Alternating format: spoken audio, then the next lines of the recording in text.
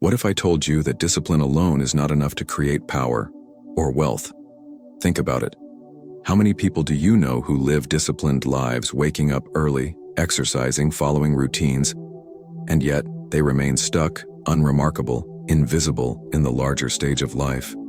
We are told since childhood that discipline is the golden ticket. Wake up at 5 in the morning, follow your planner religiously, never skip the grind. And yes, discipline matters. But here's the uncomfortable truth no one tells you. Discipline without strategy is like a soldier who trains every day, but never steps onto the battlefield. Strong, yes. Prepared, yes. But powerless. Forgotten. Niccolo Machiavelli in The Prince observed that power belongs not to those who live orderly lives, but to those who know how to channel discipline into influence, timing, and decisive action.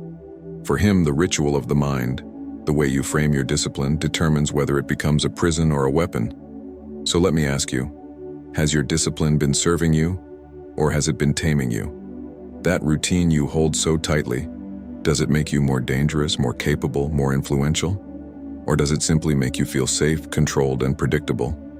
Imagine a man who runs every morning, eats clean, and works tirelessly, but never questions the system he serves.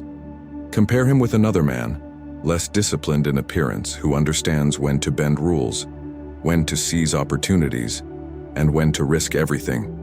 Who, in the end, commands respect? Who shapes his destiny? The truth is, we are not lacking discipline in our age. We are drowning in it. We track habits, we measure calories, we log hours. But few of us ask the deeper question, what is all this discipline for? Where is it taking us? In this video, we'll uncover the mental ritual, hidden in Machiavelli's philosophy, that transforms discipline into real power, into influence, into fortune. And trust me, it has little to do with waking up earlier or grinding harder. Stay with me until the end, because you'll discover a way of looking at discipline that will permanently change how you approach your work, your relationships, and your future. And before we dive in, drop in the comments. Do you believe discipline is enough to guarantee success, or have you already felt its hidden limits? Close your eyes for a moment and imagine this. What if every ounce of discipline you've practiced so far, every early morning, every sacrifice, every moment of restraint, was not lost, but simply misdirected? What if all that effort could be restructured into a force so sharp, so concentrated, that it began to bend circumstances in your favor, instead of merely keeping your life in order? Think about how your life would look if discipline was no longer about control, but about leverage. Imagine discipline not as chains around your impulses, but as a weapon that cuts through chaos, allowing you to shape outcomes instead of simply enduring them. What if instead of merely keeping yourself on track, you could use that same discipline to open doors, create opportunities, and elevate your presence in any room? What if the hours you've spent trying to stay consistent were suddenly converted into social power, financial growth, and unshakable influence over your own direction in life? Most people imagine discipline as a grind, a slow march toward an invisible finish line. But what if discipline could be accelerated? If every act of self-control didn't just maintain your current life, but multiplied your capacity to lead, to persuade, to win? Picture two futures. In the first, you keep living as you do now, checking boxes, following routines, surviving one day after the other. You're respected for your effort, but unnoticed in the grander game. In the second future, nothing about your external discipline changes. You still wake early, you still work hard, but inside you shift one thing: the purpose. You no longer train discipline for its own sake, but as a ritual to prepare your mind for decisive strikes, for taking calculated risks, for commanding respect when it matters most. Which future do you want? The one where discipline makes you efficient, or the one where discipline makes you powerful? This what if is not fantasy. It's the exact transformation Machiavelli pointed to when he wrote that fortune favors those who are prepared not only with habits, but with cunning and courage. The disciplined man who never takes initiative is harmless, but the disciplined man who channels his order into action becomes unstoppable. So ask yourself, Are you ready to imagine discipline not as survival, but as dominance? Here's the uncomfortable truth. Discipline, the way it is preached today, has been domesticated. Society praises the disciplined worker not because he is powerful, but because he is predictable. Your employer loves your discipline because it ensures you'll arrive on time, finish your tasks, and never question the system you serve. But that kind of discipline is not power. It's obedience dressed up as virtue.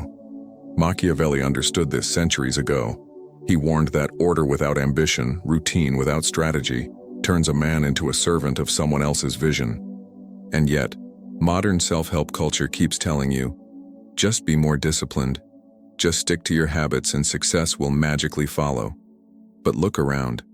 How many people live perfectly regimented lives and still remain invisible, replaceable, forgotten? The disruptive insight is this. Discipline is not the end goal. Discipline is only valuable when it is aimed at conquest, at creation, at transformation. Without a clear target, discipline becomes a ritual of self-restraint that slowly kills your fire. You become efficient at living small. Think of a soldier who polishes his sword daily, sharpens it, keeps it spotless, but never fights. His discipline is admirable but ultimately pointless. Now think of the soldier who keeps his blade ready, but whose discipline exists for one purpose, to strike when the moment of opportunity arrives. That is the kind of discipline that bends fortune. This is where most people are trapped. They confuse being in control with being powerful. They confuse not failing with winning. But real power requires that discipline be a servant, not a master. It must be directed toward something larger than mere self-regulation.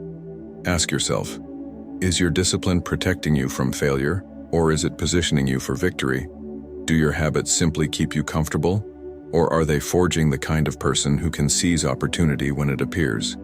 The world does not reward order for its own sake. It rewards those who know how to use order as a foundation for decisive, even ruthless action. That is the shift Machiavelli invites us to make. To stop worshiping discipline as an idol, and instead use it as a hidden blade, concealed until the precise moment it must be revealed. When Niccolo Machiavelli wrote The Prince, he wasn't crafting a guide for saints. He was exposing the mechanics of power. He observed rulers who were disciplined but powerless, and others who were cunning, ruthless, and precise, who bent entire nations to their will. What made the difference? It wasn't simply self-control. It was the ability to transform discipline into strategy, to use it as a means rather than an end. Take, for example, Julius Caesar. He was not the most disciplined general in the sense of personal austerity.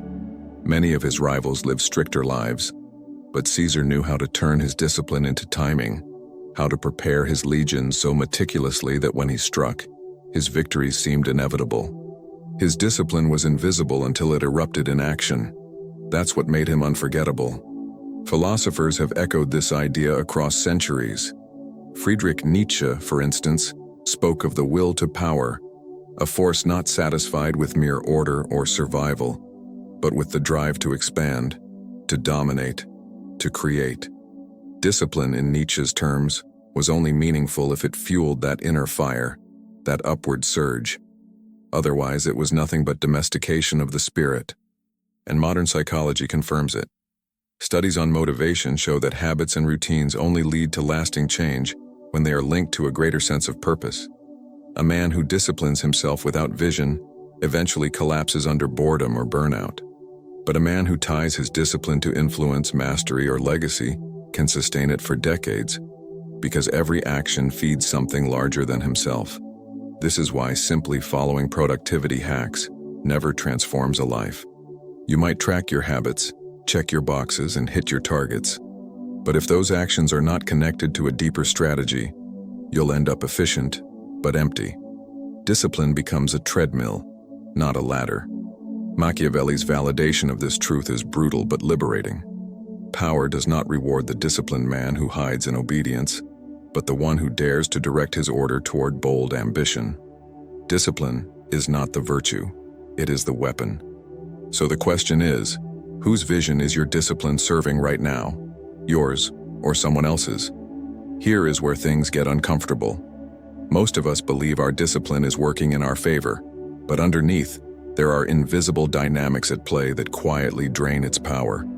Let's uncover them. First, discipline without direction turns into ritual for its own sake. You wake early, you check off your list, you stick to routines, but deep down, you sense that nothing is actually moving forward. This is the silent tragedy of modern productivity. It creates the illusion of progress without the reality of transformation. Second, discipline often disguises fear. Many people cling to strict routines not because they are strong, but because they are terrified of chaos, risk, or failure. Their order becomes a shield against the unpredictability of life. And while that shield offers comfort, it also keeps them from the very opportunities that could elevate them. In other words, their discipline is secretly a prison. Third, discipline can be hijacked by external systems. Think of how corporations, institutions, and even social expectations reward those who are reliable and disciplined. At first glance, this looks like recognition. But look closer.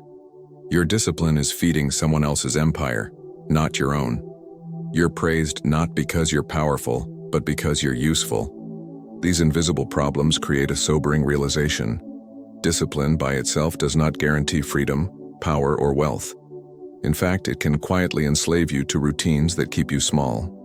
Machiavelli understood this pattern when he wrote that men who rely only on tradition and order are easily controlled by those who dare to act outside of it. Here is the paradox. The same discipline that could make you unstoppable is the very discipline that may be keeping you harmless. And the reason most people never notice is because discipline feels virtuous. It feels good to be in control, to check the boxes, to keep the order. But beneath that satisfaction, something is missing. The fire of direction, the clarity of ambition, the willingness to act decisively.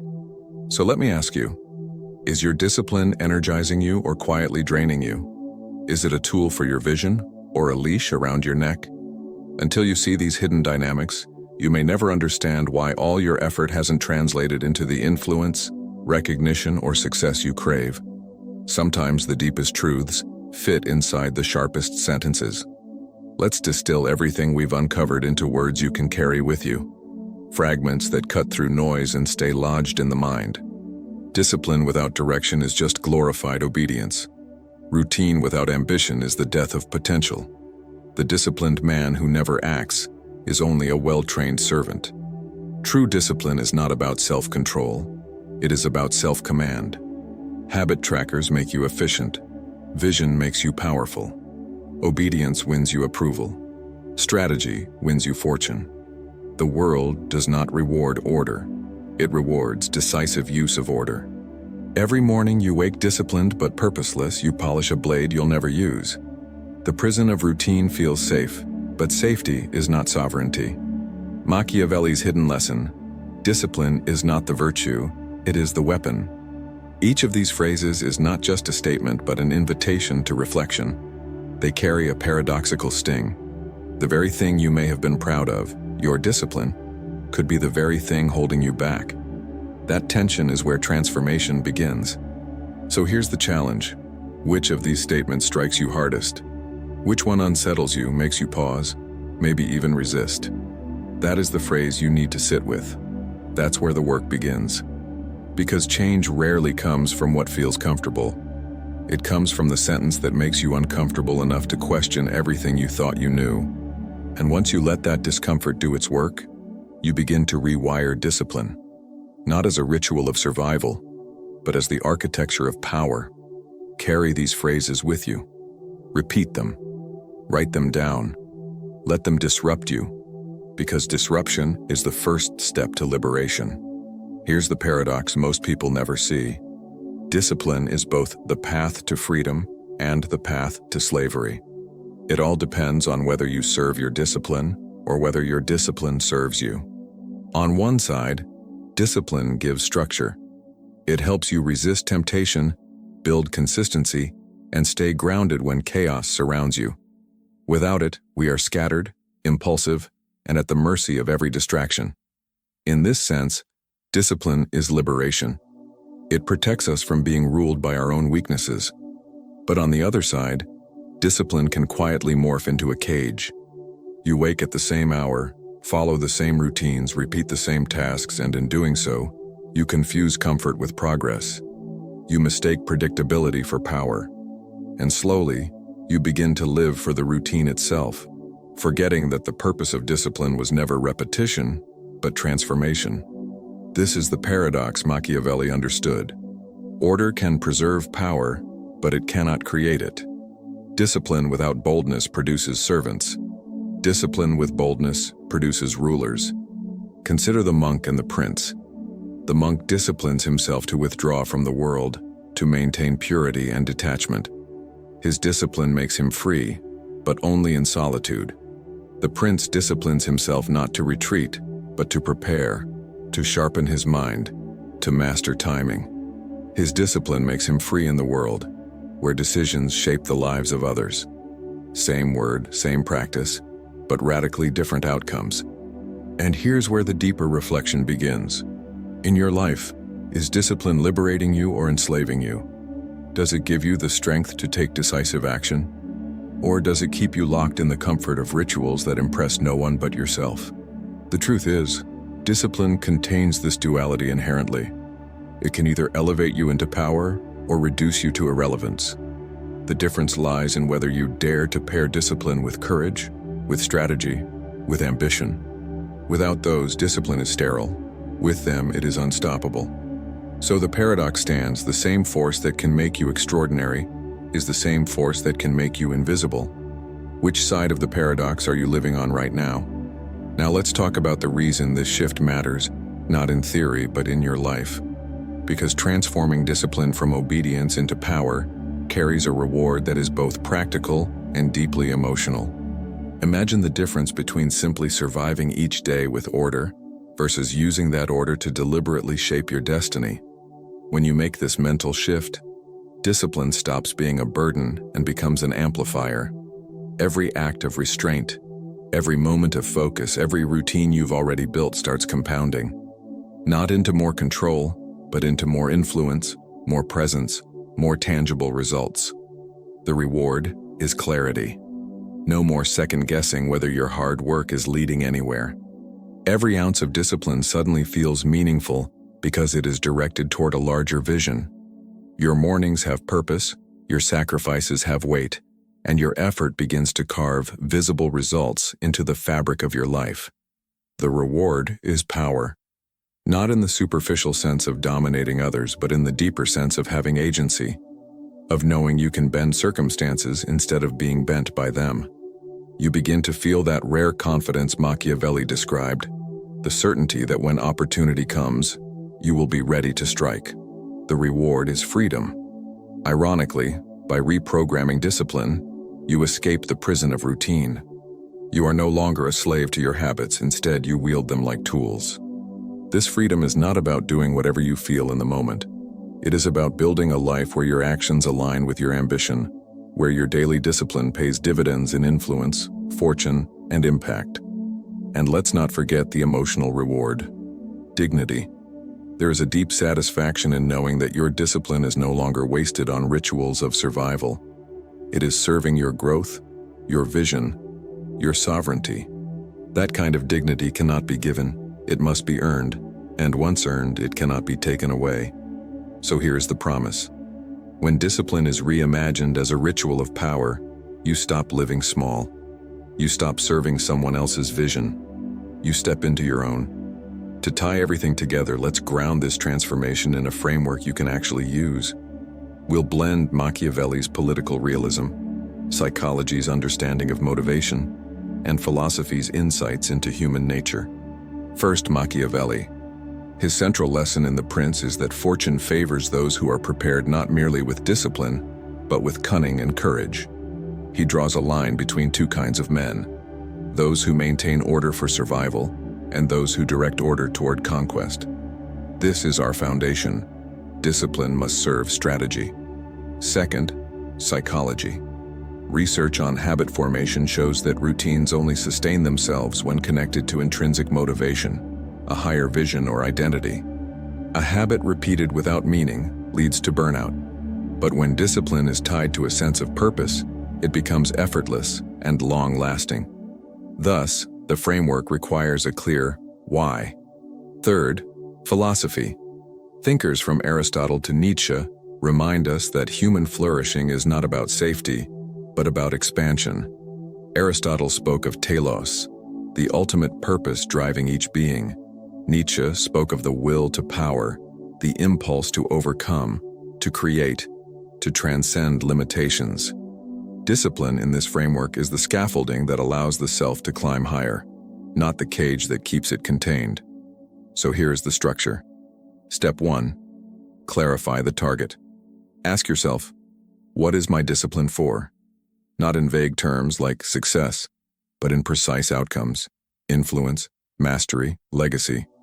Step 2. Align the ritual. Every routine must serve this larger strategy. If it doesn't, strip it away. Empty rituals are dead weight. Step 3. Prepare for decisive action. Machiavelli's wisdom. Order is only valuable if it positions you for bold moves when opportunity arrives. Discipline is not about endless repetition. It is about readiness. Step 4. Embrace the paradox. Discipline must both stabilize and liberate you. Use it to ground yourself, but never let it become your master. This framework ensures that discipline evolves from sterile routine into a living weapon. It becomes the ritual of preparation for decisive moments, the very moments that shape your destiny. The message is simple but transformative. Discipline is not your life. Discipline is your ladder, and a ladder is useless unless you climb. So here we are. You've seen discipline stripped of its illusions. You've seen how it can either enslave you in predictable routines or elevate you into power, influence, and fortune. The difference is not in how much discipline you have, it is in how you direct it. Machiavelli's wisdom is uncomfortable because it forces us to confront the truth. Most of us have been polishing the blade but never striking. We confuse the safety of control with the strength of command. But now the choice is in your hands. Will you keep using discipline to survive, or will you use it to conquer? Imagine looking back a year from now. Do you want to see yourself running in circles, proud of your neat routines but frustrated at your lack of progress? Or do you want to see yourself sharper, bolder, moving with purpose, and finally turning effort into results that cannot be ignored? That future depends on what you do with your discipline starting today. So here's my invitation. Don't just watch this video and nod along. Choose one ritual you already practice: waking early, exercising, journaling, studying, and instead of doing it for the sake of the routine, tie it to a larger vision. Ask yourself, how does this serve my strategy? How does this prepare me to act when opportunity comes? That one shift can change everything. Because discipline without vision is slavery, but discipline with vision is sovereignty. Now, I want to hear from you. Drop in the comments. Do you recognize yourself more in the disciplined servant or in the disciplined strategist? Which side of the paradox are you living on right now? And if this reflection struck something inside you, if it made you pause and reconsider what discipline really means in your life, then make sure to like this video, subscribe to the channel, and share it with someone who might need to hear this. Because the world doesn't need more obedient people. It needs more disciplined minds ready to act with power and purpose. Your discipline is already here. The question is, will you use it as a leash or as a weapon?